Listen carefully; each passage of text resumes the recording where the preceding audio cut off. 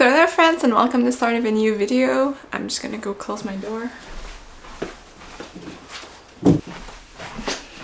My name is Jess and I'm gonna be talking about books. No surprise there, I think. This video is basically gonna be the books I've read in November. I read 7 books, I believe. Let me check that really quickly.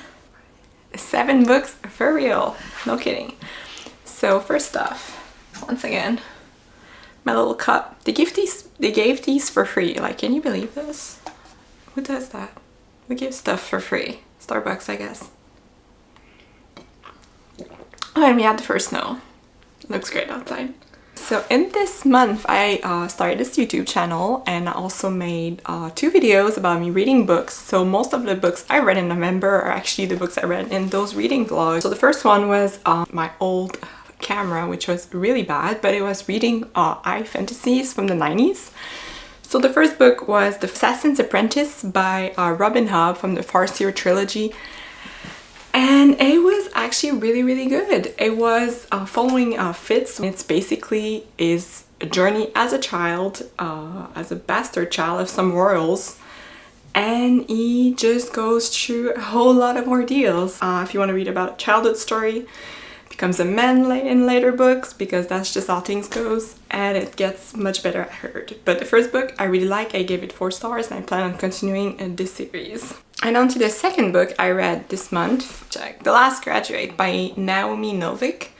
So this was book 2 of a series, the Scholomance, I believe, series, and we're following Elle, super powerful sorceress that does not want to be of importance. It was very entertaining. The setting is absolutely absurd in my eyes because it's a school that basically eats students, but it's what makes it so good. There's romance in that series, but like it's such an afterthought. Like, is there any romance? Like, what the hell are they doing? I don't know, they love each other. It's what it's written on the page, I guess they do. But I really didn't feel it and I thought it was not needed. But yeah, so that book I gave 4 stars. And then I read Blood and Steel, and that's from Ellen Schurer. Anyway, she wrote a book and I read it, and it's a series, and that series was actually surprisingly good. We're following Althea, but her name is Tia. I hate when they cut down names. Her name is Althea. I mean, you can name her, well, that's not true. I don't hate when they cut down names because I'm calling myself Jess and I'm Jessica, but I mean, they can call her Al, right? Althea, Al. But when people totally change their name, like, my name is Jessica and I like to be called Cece. Like, okay, that's kind of cute. But this girl is called Althea and she wants to be called Tia. So Tia it is, but that's just, I mean, the first time you meet someone, you're just like, oh, yeah, my name is Althea. You can call me Tia. Okay, well, thank you for being so friendly. I guess that's good. What's the problem? I'm probably the problem. It just, I mean, often in real life does that happen anyway. So she wants to be called Tia for some reason. And she lives in a world that is so in the world building, but where women cannot wield blades because there's a prophecy that women are the bane of society. No, I'm kidding. Women are evil if they wield a blade. What is that thing floating? So they are evil, so they cannot wield blades because they will destroy the world. I'm just summarizing it. But Tia, not to be confused with Althea, Tia wants to wield a blade. And so because she does, the world just like kind of aligns itself in a way that she can, because that's a book and that's how it goes. And it feels a little bit too convenient at times, but for some reason, the romance in that book was much better than most books. Main love interest, his name is Wilder. Wilder is hot. Like, he's in a book, he's a non-existent character. But when you read about Wilder, you're just like, that's a man. That's a strong, independent man with swords and scars that will destroy your soul and love you at the same time. So this is a good day for Tia. And a little bit insta-lovey, unfortunately, but the chemistry is there. Give that 3 stars, and I like the tension between the main love interests.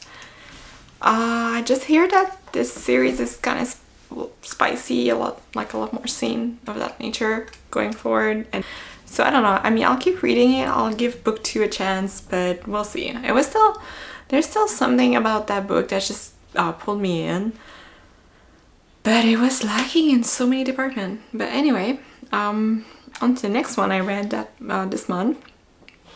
This is part of another reading vlog, which is the continuing every series I'm currently in the middle of, which I believe was 36 series. This is with a little spinner wheel, and in that video my first spinner wheel pick was Girl of Nightmare, which is book 2 of a trilogy by Kinder Blake. And the series is called Anna Dressed in Blood. That book was good. It was really good. I gave it 4 stars. But it focused heavily on Cass. And Cass is a ghost hunter. And he's ghost hunting ghosts. Yeah, I'm not sure why I'm saying that over and over again. Because it's hard not to focus on the whole ghost hunting, because the main plot is him hunting Anna, who is a ghost. I mean, I don't think that's a big reveal. And Anna is there in book 1 and is not so there in book 2. And this series called Anna Dressed in Blood, so I was a little bit disappointed by that.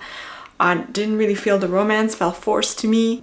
But I really liked the ghost hunting and the whole creepy vibe. That was the best thing about that book. And then after that, oh boy, that book.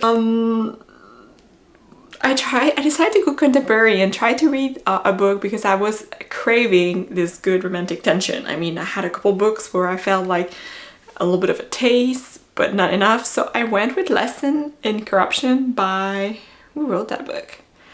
Gianna Darling. At least that's an easy name to say. But I went with that book, which is the first in a series, and I have some thoughts, I guess. This is a biker gang romance, age gap forbidden, and yeah, the guy is 18 years old. He's 18 years old, is acting like much older than his age, and I mean, the way the author described him, he seems to be a smoking butt.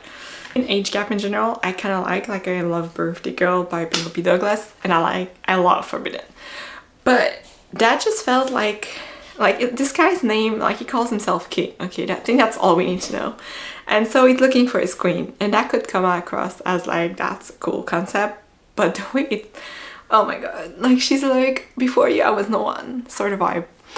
And it can be romantic, I guess, in a way, but it's kind of like, I just want men to like talk down to me and like treat me a certain way where I feel like I'm their object. Like I think that's what she's looking for, because that's like her thing, like in the bedroom. But it's like her thing everywhere. She's just like, oh, I'm wearing too much clothes, like I just want to reveal much more.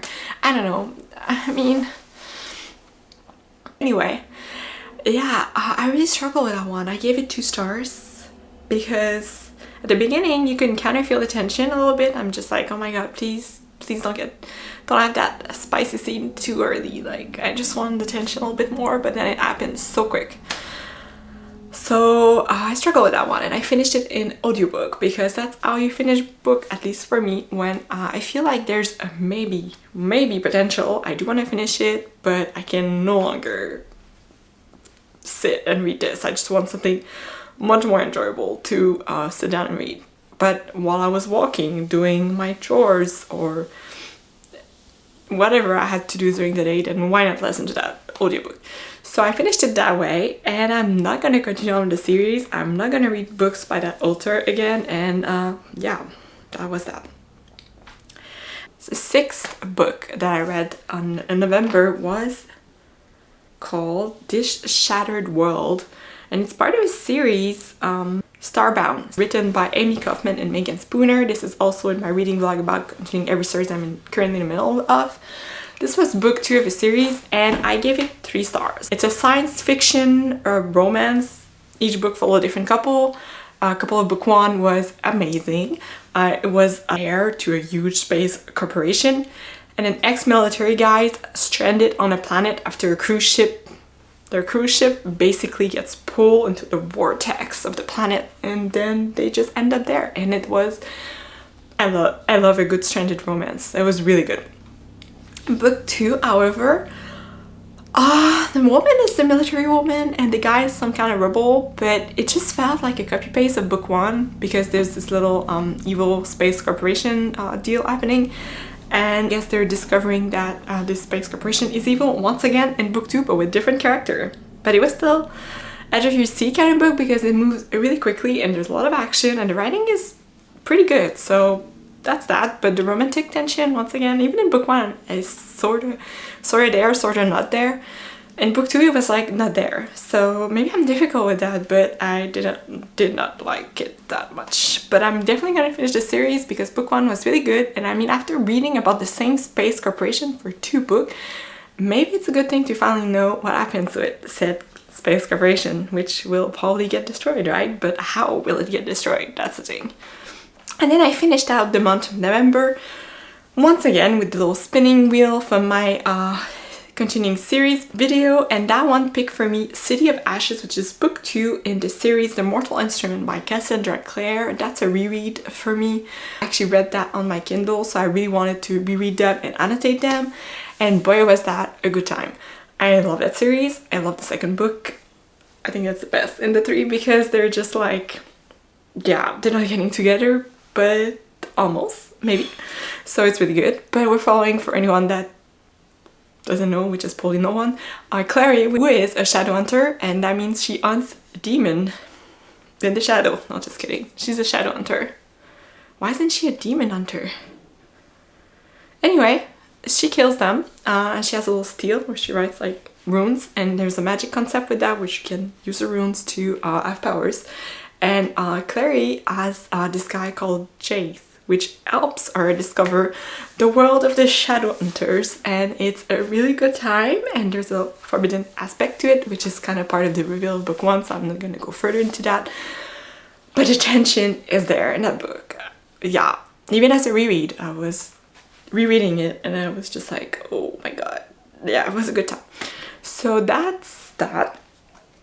So that's it for my month of November. That's a total of 7 books. That's it for today, guys. Thank you for watching, and bye bye.